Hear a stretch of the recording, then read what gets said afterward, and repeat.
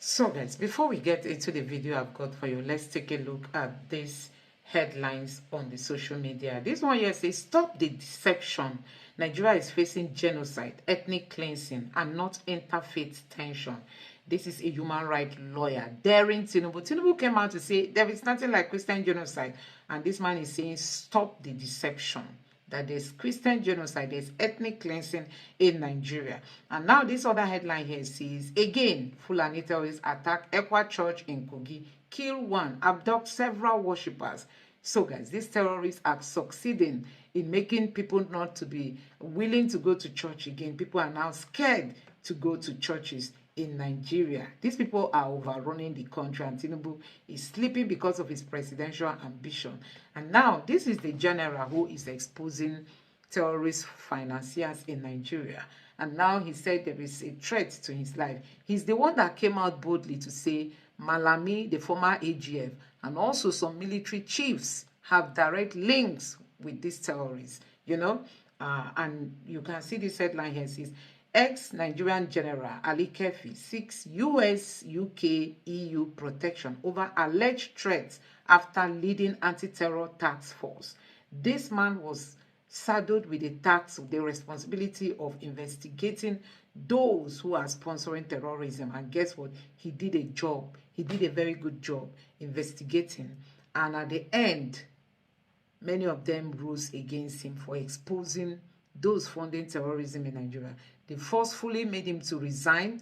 They imprisoned him for some days. The day they released him, they handed him over his retirement letter. So guys, you can see why it is difficult to fight terrorism in Nigeria. Now, this headline here says, if insecurity lasts for more than 24 hours, government officials have hand in it. Sani Abacha. This headline started trending again after some kidnappers who were arrested testified that they got their AK-47 from government officials in Kwara State. So guys, a whole lot is happening in Nigeria. The question remains, how are we going to stop the insecurity ravaging our country? Anyway, let me allow you to take a look at what Sowore have said and why it is not easy or possible to even eradicate insecurity with the kind of leaders that we have today in Nigeria. Just take your time and listen to what Sowore has got to say, and let me know your honest reaction in the comment section below. Please don't forget to subscribe to the channel and turn on the bell notification. Thank you. Chairman Quadri, thank you so much for the honor. Joseph Okutse, barrister, thank you for forcing me on the Tiger Bar today. And I want to thank our co-panelists, particularly Uti Ezebero, who we graduated at the University of Lagos together in I don't know which year you graduated, but I finished in 1995, 96 eventually. You can see the kind of products that come out of the University of Lagos. Yes, give me a round of applause. Yes. I want to thank the police officer here. He has given a good account of himself. But as you can see, he's not wearing a uniform because in the course of their withdrawal from VIPs, they have transformed themselves into civilians so that you won't find out that they are still doing VIP protection. Please put back your uniform so that we can account for it. Thank you very much. And thank you so much, Justice, for bringing us. And Commander Olaomi, he told you that he didn't want to tell you how he knew me. It was actually in 2021, I think, they invited and wanted to detain him for revealing that he knows the people who are in Boko Haram. And at that time, I was sharing power with Buhari in Abuja. So they invited him to the military headquarters, and they wanted to detain him. And I sent a message to the chief of army staff that if you detain him, we will invade the military headquarters. As a result, he was not detained. It's not as if I can do it, but I made sure they got the message. But the most important thing we have to deal with today, because they've given very brilliant account of themselves, including professors, there's nothing else to add, except that when we talk about security in Nigeria, the question I ask, and you should ask yourself, is who has the right of safety? That's the biggest question. And the moment you answer that question, you understand why there's no security. And it's that safety and security is not meant for Nigerians as a whole. It's meant for the tiny 1% of people in power and in government and in the business community. The rest of you are just audience in the security business. So the Nigerian police has 350,000 members on paper. But as you know, I do my research.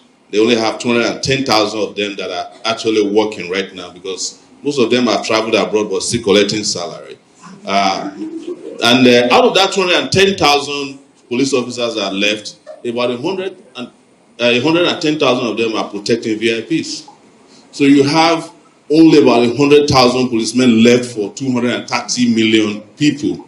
That is why when they introduced their last withdrawal from VIP, I was laughing because I know there's no way you can withdraw police from VIP. The only unfortunate VIPs whose policemen will be withdrawn are those who have not renewed their license for protection. And in doing this, the IGP, illegal, as I call it, must be smiling to the bank because everybody will run back and say, okay, please, this is Christmas period. And criminals that they created are waiting for them anyway during the Christmas season.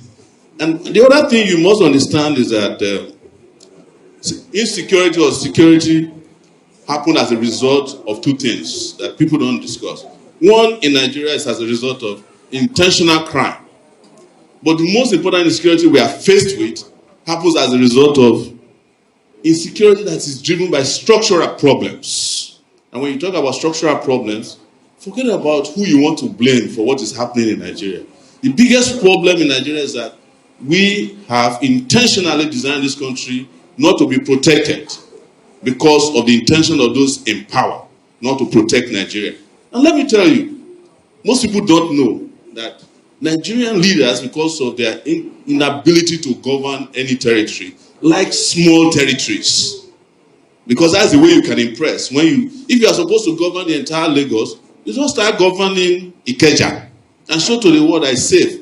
But what happens to Ikorodu? What happens to the other parts of Lagos?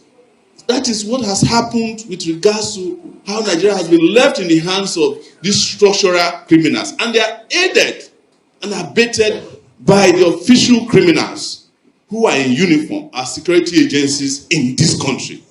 There is a running show, I would say, or report on Sahara Reporters about a general in the army who was kicked out. His name is Ali Kefi. He has revealed, and most of you have attention deficit disorder, you can't read anymore. I don't blame you. There's too much to read. Go and read just what this guy has been throwing out in the last 4-5 days. You will be shocked. The Nigerian security system is aware of where all the big criminals are.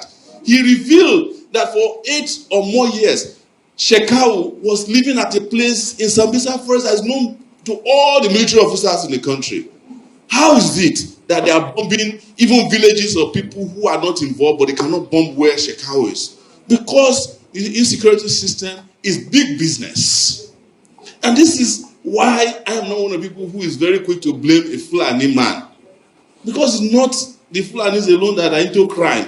We only do what lawyers call alibi. We always want to blame somebody or give an excuse for all our failures. At the time, it was Niger Delta militants that were problems. Now it has moved up north. But you should ask yourself, why is the Fulani man succinctly having the ability to commit crime at the rate at which they are apart from connivance? It's economic.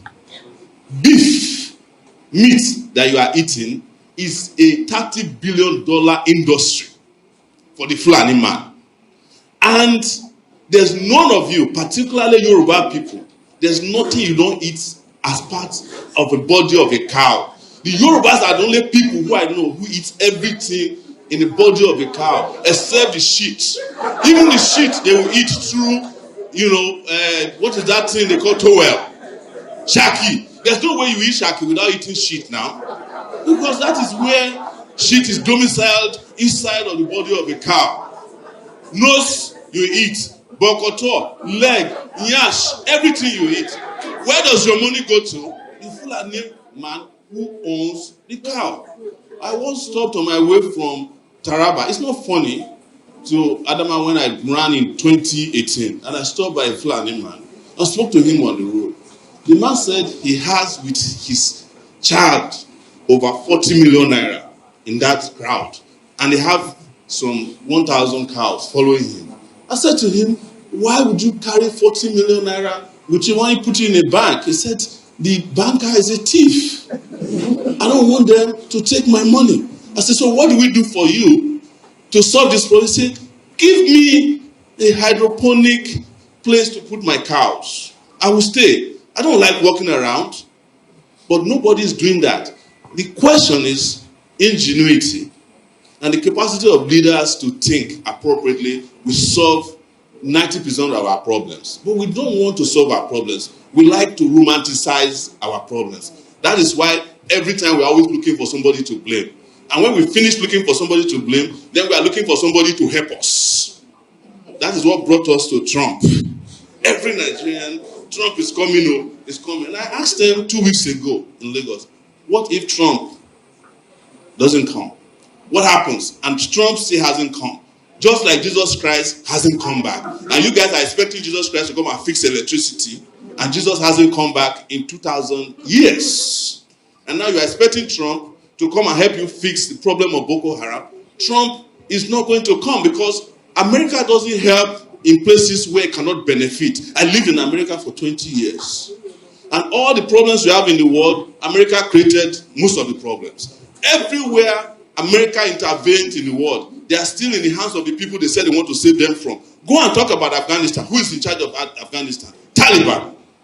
Go and talk about Libya that they broke apart. Where's your problem from? Small arms. Libya. Go and ask what they did in Syria. The guy who is president of Syria used to be, we had bounties of $10 million placed on his head.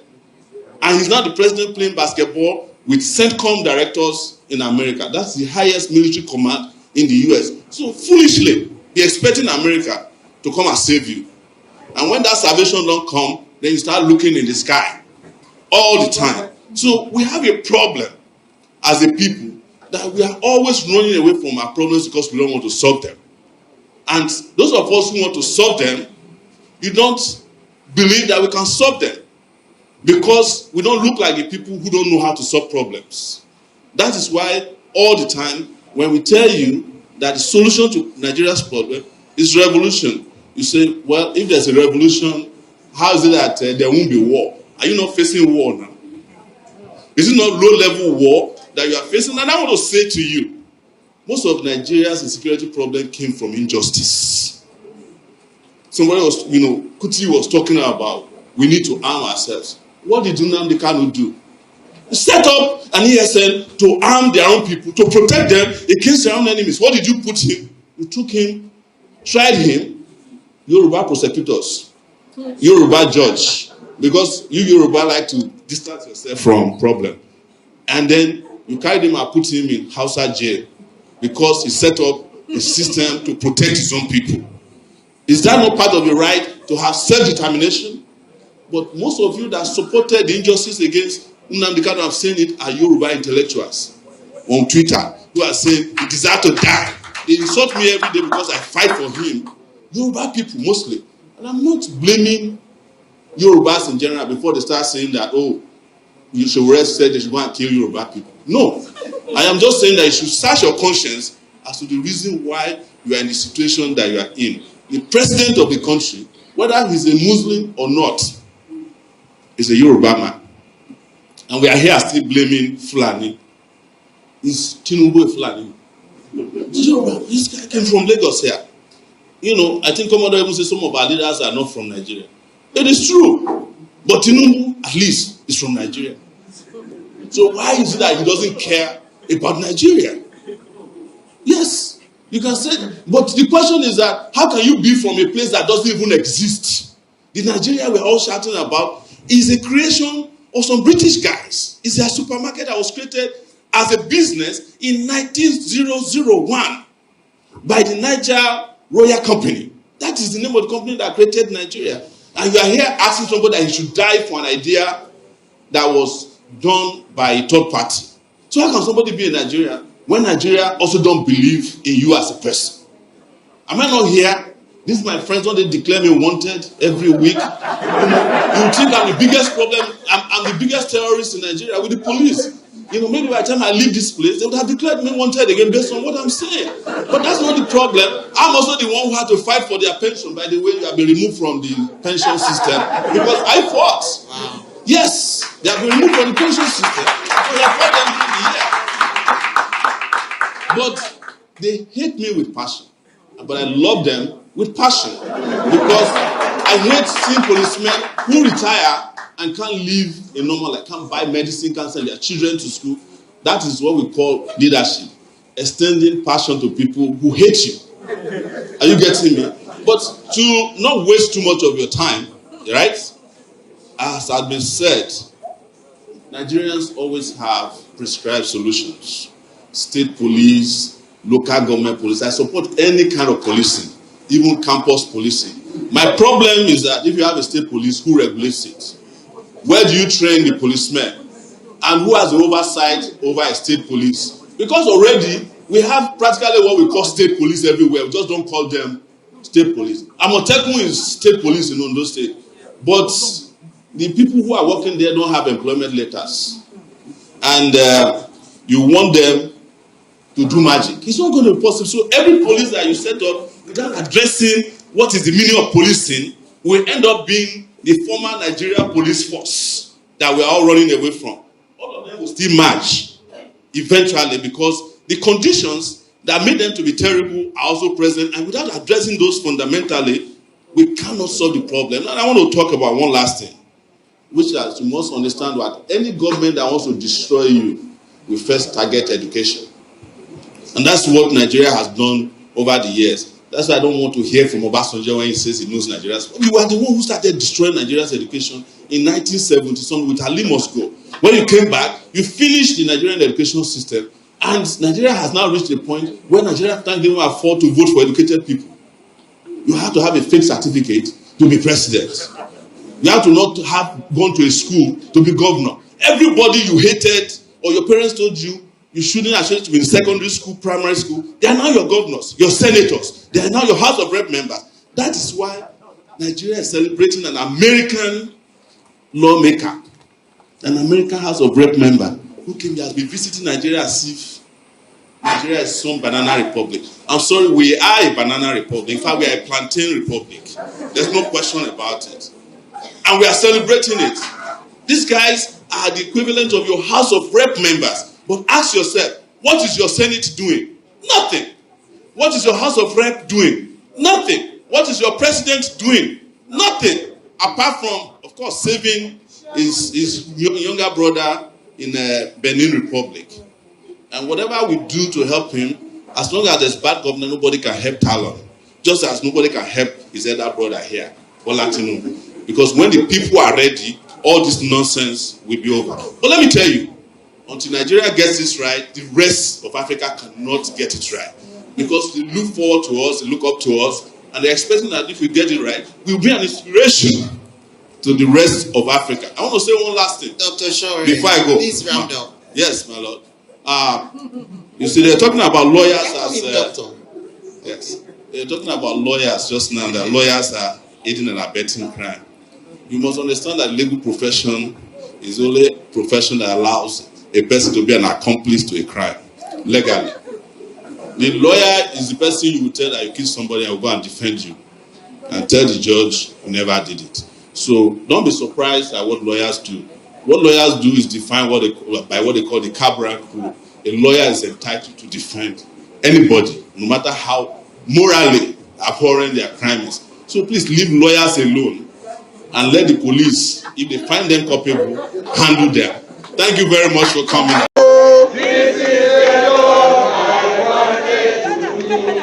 This is the talk I wanted to do. This is the talk I wanted to do. Hey, I want to be a comrade. Hey, I want to be a comrade. Hey, I want to be a comrade. Gombe State, from what we saw since we came, has human resource at the helm of affairs. And the ability for you to bring in material and human resources together brings about progress and prosperity. His Excellency will thank you. My colleagues that have talked before talked about gratuity. It got a stage after the new Pension Act that most states were contemplating whether gratuity has been abolished. And they failed to understand that there is pension and gratuity. They are not the same. And for us to have a technocrat like you who came into the state to pay arrears of gratuity, God bless you. In the relationship between government and management, government cannot stop being gratuitous because it is motivational. And when you are gratuitous, people working will know that after service there is something waiting for them. So that is why we commend you. Not all states in the country are paying gratuity. Of course, they won't understand the meaning. But for somebody who has worked, you understand it. For you to implement minimum wage, and like the last speaker said, the former chairman, that 1% is talking of, I can say that from the meeting we had with you, it's like fiat accomplished. Like I told you in the morning that NLC does not praise, we don't sing praises to anybody. But when we see somebody that is working, we encourage him to do more work. Reward for good work is more work, sir. Keep on urging you like Oliver Twist to do more. For you to say, when I was hungry, you gave me food to eat. That's what you did to the workers by paying minimum wage. When I needed shelter, you provided shelter. That is what I'm about witnessing here today. For 30 years, the NLC has been existing in the state without any house to call their own. Under the sun, under the rain, there is no habitation for them. Now for you to have provided a shelter for them, we are here pleased and happy with you. And we'll come back here for the launching of the completion of the project. We're equally pleased and we'll beat our chest that when we ask for more, you will grant us. The only limitation has been the limited resources which we experience. Because when we see the list of states and resources are allocated to them, we sympathize with you. Because of what comes to the states. There are states that get even 4 times more than what you are getting. But I'm not sure if you weigh it at the balance, they have a commensurate development and progress. So you keep it further. Promotion and salary arrears and increases, whatever, are almost becoming a thing of the past. We want you to do more, His Excellency. I will not end up here asking, do this, do this, do this. I know that on your own, you have bonuses, you have productivity, to encourage people to do more. So the workers of Gombe State, their ears are itching. And for you to even be present here in our midst today on this project, I think it's enough for us to say thank you very much. I'm talking on behalf of Nigerian workers. This time around is not Gombe workers. When we get back, we'll look into the activities and look at other activities side by side. If we have a comment, if we have a letter, we'll send back to you. Thank you very much for being such a good host. Thank you. On behalf of the Nigerian Labour Congress, we thank you and pray that you do more. Now this is the Workers' Secretariat, and I hope that before long, before you leave office, there is still time, we can have Workers' Village, where we can have low-cost houses for the interest of the workers. Although I know you have done some work, but you ask more, because the number of workers continue to increase. And as they increase, there are some states I will not ask for this. But because you have a listening ear, thank you. Well, I'm not sure you have gotten any contrary view that it is not holding. So unless you have gotten any contrary view, we can take it from there. But the protest is to help this country, to call to attention the effect of insecurity. It's affecting even investors coming into this country. It's affecting workers. Many workers are being kidnapped on daily basis. And people are killed. The case in Kebbi, the person that was killed was a teacher. In that. So we have to. The children that were kidnapped are children of workers. So we need to, ask government to help them, to fish out the perpetrators of this. And by our protest, they should know that their hands are being strengthened for them to do the needful. Even whether bandits or whatever, they know that every Nigerian represented by us is saying that this is wrong, this should stop. And I think every one of us need to put hands together to say this, so that our value system will change, not kidnap for money and ransom. And unless the government is interested in giving us what we call insecurity allowance, because most workers kidnapped borrow money, look for people to pay for their ransom. So it's getting to a dimension that we equally have to add our own. We don't have gun, we don't have machete to go into the bush to look for the people involved. But these are only contribution, the only way, we are going to tell Nigerians, the international community, that this should stop. This is not the culture of Nigerians. This culture of banditry and insecurity is not the culture of Nigerians. So we have to condemn it first and foremost. Then moving forward, and then with that, you strengthen the hand of the people in authority to make sure that this should not continue. We have seen a lot, all the signs that states are developing, road, infrastructure, and then if you have road, you have infrastructure, and we have seen the attempt to build power. We have seen industrial park. So if assuming Gombe fix power alone, most industries will relocate here, the source of power, and that's the only source of development anywhere in the world. Whereas almost 40 megawatts, which they said has not been moved to the national grid. If you give Gombe, 40 megawatts here alone, all the artisans, all the people working here, they will create job for themselves. Even the people selling pure water, with uninterrupted power supply, they will chill it. People getting all these tomatoes, all these fruits, they will be able to preserve it, and Gombe will grow. So I think those key areas, and even in education, before now, Gombe used to maybe at 30% or whatever, but the last entrance and whatever, I think they have moved up to almost 70% or thereabout. So, and these are the hallmark of laying foundation for industrial development and even educational development.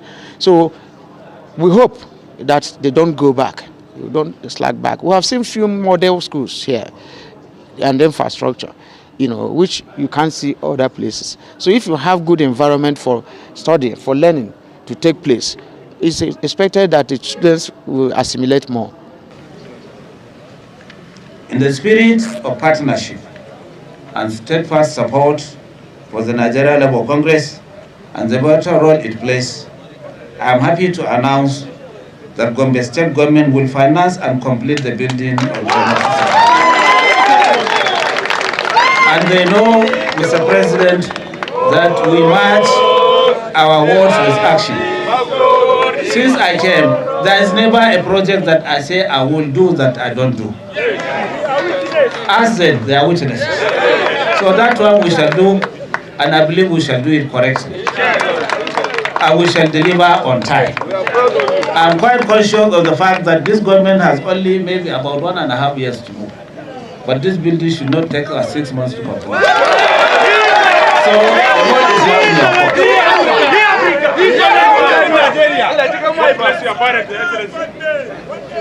So, Mr. President, I've given my commitments, I've given my words, and I know they know it as well, that whatever we say, we match our words with action. And this government is a performing government, so it will not fail in that regard. If at all we fail in anything, it should not be in connection with our relationship with the labor. So I want to assure you that we shall do, and inshallah we shall do it. On a final note, I wish to reiterate my call for a close collaboration, cooperation and understanding between the government, labor unions, and all critical stakeholders. We are all stakeholders in this business. So we don't joke with the labor. I believe the labor itself is not joking with us. So also the majority of the people. It's only about 2% of the people that are in the workforce in labor. So the labor force plus the political class are chopping more than 85% of the money.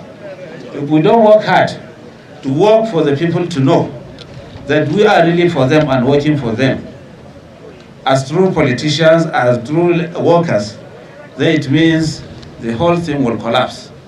And that will not happen under my watch, inshallah. So we push to see that we deliver, and we should deliver quality and in speed. Mr. President, I assure you that all that we discuss in the office, in the executive sessions that I mentioned, because we took more time with the NLC leadership than what I gave them in the chamber when we combined with the gallery.